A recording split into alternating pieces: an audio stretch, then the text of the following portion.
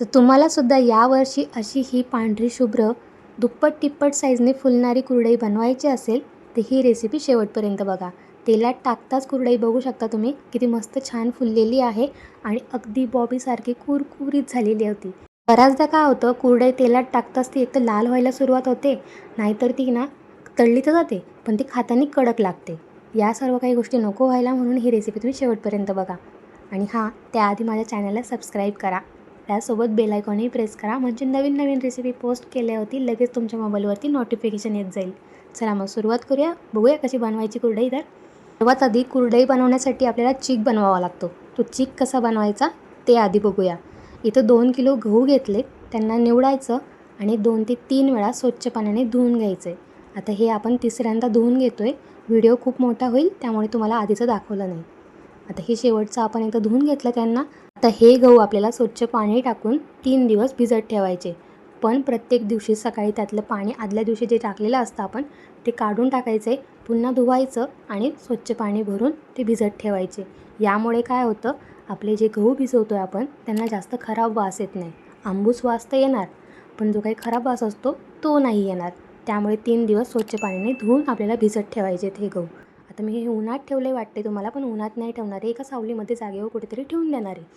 उन्हाचं जास्त ठेवलं त्यांना जास्त फेस येईल आणि जास्त आंबूस वास येईल, त्यामुळे उन्हात ठेवू नका. ते बघू शकता तिसऱ्या दिवशी आपण संध्याकाळी चीक काढायला घेतलेला आहे. हे चीक काढताना एक तर सकाळी काढायचा नाही तर संध्याकाळी. तापत्या उन्हात 12-1च्या दरम्यान काढू नका, ठीक आहे. आता आपण बघू शकता त्यातलं काही वरचं पाणी होतं ते काढून टाकलं आहे. पुन्हा एकदा स्वच्छ पाण्याने धुवून घ्यायचे. जेवढ्या वेळा तुम्ही हे गहू धुणार तेवढ्या वेळा चांगलं, कारण खराब वास येत नाही त्यामुळे. चला, गहू कसे भिजवायचे, किती दिवस भिजवायचे आणि पाणी किती वेळा बदलायचं हे तर तुम्हाला समजलेलं आहे. आता त्याचा चीक कसा काढायचा हे बघूया. इथं गहू आपण मिक्सरच्या भांड्यामध्ये टाकलेले, थोडंसं पाणी टाकायचं आणि एकदम बारीक नाही फिरवायचं, असं दरदरीत फिरवायचं. फक्त आपले गहू फुटले पाहिजे इतकंच. जास्त जर तुम्ही बारीक फिरवलं तर कोंडा काढता येत नाही किंवा त्यातून चीक पण आपला चांगलं पिळून काढता येत नाही. सर्व तुमच्या हातातून कोंडा खाली गळत राहील. त्यामुळे असं दरदरीतच फिरवा. आता सर्व गहू आपण असंच थोडं पाणी टाकून फिरवून घेऊया मिक्सरमधून. इथं बघू शकता आपले सर्व गहू फिरून झालेले आहेत आणि चीक पण चांगला निघला आहे. थोडंसं आणखीन पाणी ॲड केलं त्याच्यामध्ये आणि नंतर असं चाळणीमधून आपल्याला हे कोंडा सेपरेट करायचा आहे. सुरुवातीला चाळणीमधून काढून घ्यायचा आणि नंतर हाताने प्रेस करून करून त्यातला पूर्ण चीक काढून घ्यायचा आहे. अशा या पद्धतीने जेवढं निघेल तेवढं तुम्हाला हे रिपीट करत राहायचं आहे. आणि हे बघू शकता कोंड्यामध्ये आपण परत एकदा पाणी टाकतोय, पुन्हा तो चोळायचा आहे म्हणजे त्यातून चीक निघेल. आणि जो आधी आपण सुरुवातीला काढला आहे तो वस्त्र काळ करून घेतोय. सुरुवातीला आपण कोंडा काढला, त्यात पाणी टाकलं, त्या कोंड्यातून पुन्हा आपण एकदा चीक काढला आणि इथे तिसऱ्यांदा आपण हे कोंडा सेपरेट केलेला आहे. पुन्हा त्या सेपरेट केलेल्या कोंड्यामध्ये आपण पाणी टाकून चीक काढून घेणार आहोत. म्हणजे असं आपण 3 वेळा केलं. लगेच आपल्याला एकदा काढलं आणि कोंडा द्या फेकून असं करू नका, खूप चीक निघतो त्यातून.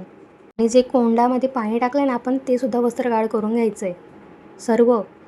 आणि हां, आता हे तिसऱ्यांदा आपलं पाणी टाकलं तो कोंड्यामध्ये आणि चांगलं चोळून चीक काढून घेतलं आहे. बऱ्याचदा ना हे कोंड्याचं ना भाजी बनवली जाते, जसं आपण सुकी कुरडईंची भाजी बनवतो ना सेम तशी. तुम्ही कधी खाल्ली का? कमेंट करून नक्की सांगा.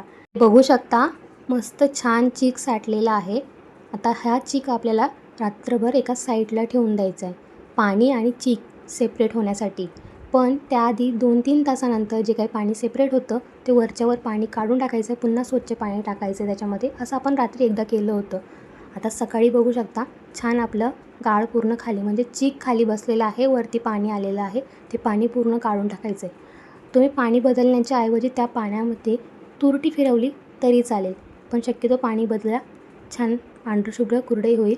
आता हे चिकावरचं जे काही पाणी आहे ते काढताना अलगद काढा, चीक आणि पाणी मिक्स नाही झालं पाहिजे असं.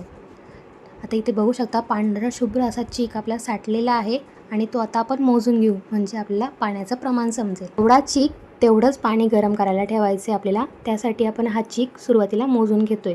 2 पातेलं भरून हा चीक आहे, तर आपल्याला 2च पातेलं पाणी गरम करायला ठेवायचं आहे.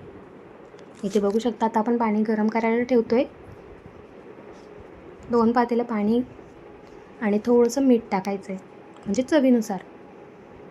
पाणी उकळल्यानंतर सर्वात महत्त्वाची गोष्ट, चीक टाकताना एका व्यक्तीने कंटिन्यू ते ढवळत राहायचं आहे, नाही तर त्याच्यामध्ये गुठळी पडते.